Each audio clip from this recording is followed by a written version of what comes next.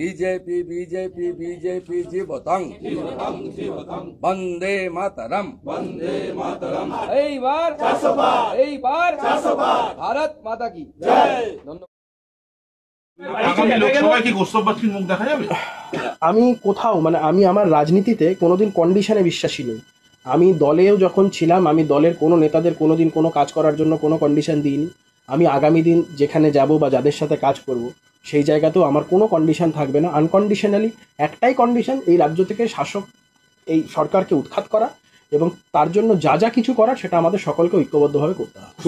ওই আরেকটা তৃণমূল কংগ্রেসের আরেকজন আছে জেলখাটা এক আসামি, তার যে লেভেল অফ কনফিডেন্স আমরা দেখেছি তাতে একটা জিনিস স্পষ্ট, সেটা হচ্ছে শাহজাহান শেখ তৃণমূল কংগ্রেসের সেফ কাস্টাডিতে এবং তৃণমূল কংগ্রেসের কোনো নেতা ছত্রছায়াতেই ছিল এবং ঠিক সময় বুঝে তারা শাহজাহানকে প্রডিউস করলো। এর বাইরে কিচ্ছু না, এখানে পুলিশের আলাদা করে কোনো কৃতিত্ব নেই।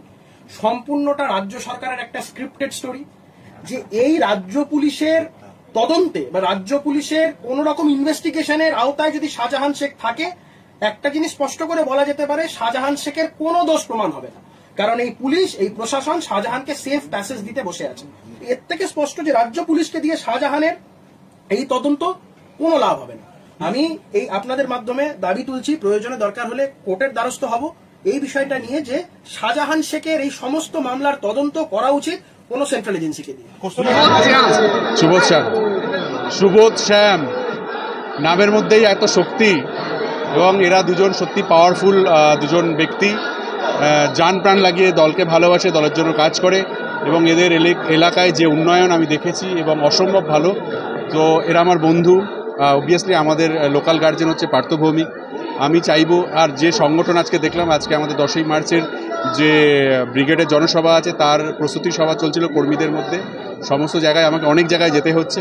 তো আমি এখানে এসে যে উন্মাদনা দেখতে পেলাম এবং বিশেষ করে এদের জন্য যে উন্মাদনা দেখতে পেলাম সেটা দেখার মতো।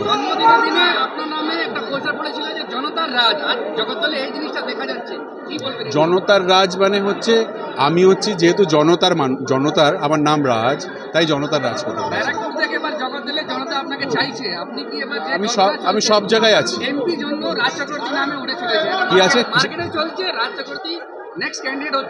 মানুষজন আমাকে ভালোবাসে তাই অনেক কিছু ভাবতে পারে, আলটিমেটলি ডিসিশন নেবে আমাদের উচ্চ নেতৃত্ব এবং আমাকে যে দায়িত্ব দেওয়া হবে সেটা সততার সঙ্গে পালন করবে।